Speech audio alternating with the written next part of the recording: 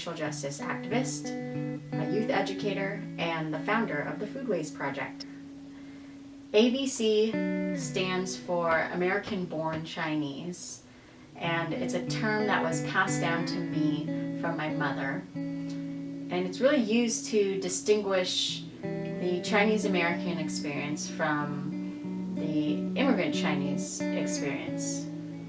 I was born in Oakland, California. I was raised there for about 12 years before moving to the Northwest. And I believe my experience was really all American. Just like there is an African American or a white American, there are Chinese American, and we have our own culture. But often throughout my life, and I continue to experience this, I am made to feel like I'm either not American enough or not Chinese enough. It's caused me to sort of inhabit this gray space in between. And growing up, I felt sort of very torn between two cultures. I felt like I wasn't doing either very well. And Chinese New Year is a really important time for me because it's not only a time for my family and my community to celebrate our identity, but it's a time when the rest of the world also recognizes it. You know, Google puts up a little doodle, and friends and colleagues who are not part of the culture really ask a lot of questions, and it's a time that I feel like I'm visible, and my culture is visible, and my identity is visible.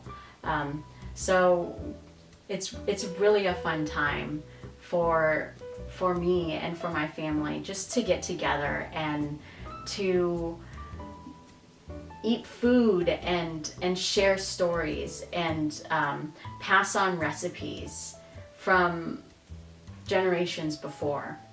Our Chinese New Year celebrations, I think, really embody us as Chinese Americans. There's always dim sum, roast duck, some jai, which is a traditional vegetarian dish that you eat on the first day of the new year. But then we always have cookies and biscuits and fried chicken and something really American. And I love it. I think it's a really great celebration of who we are. Zhong is a dish that my grandmother was stellar at making. She just knocked it out of the park. If you could tell if you were eating Papa's zhong. It was just filled with love. So zhong it's a sticky rice packet that's sort of like a tamale.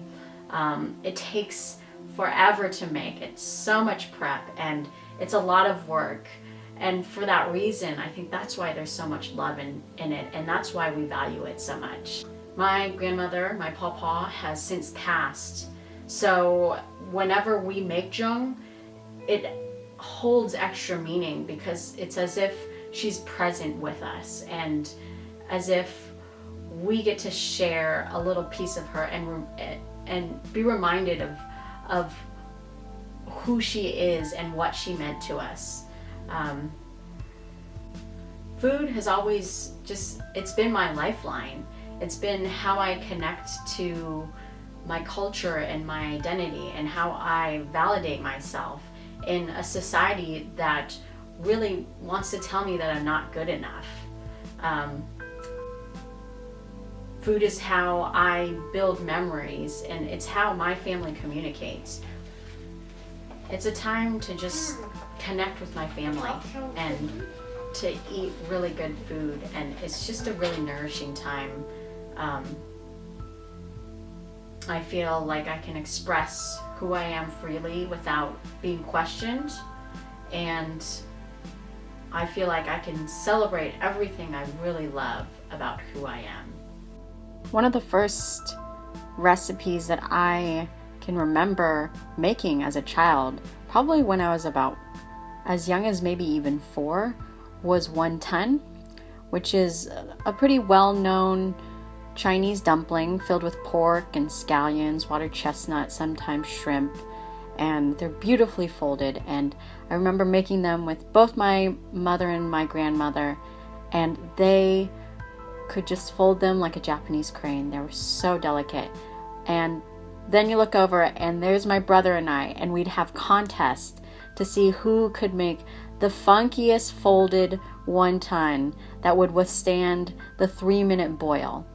And I remember being so excited to eat our weird wonton that we would slurp it down when it's fresh out of the pot, and we'd have to inhale all this air because we were too impatient to wait.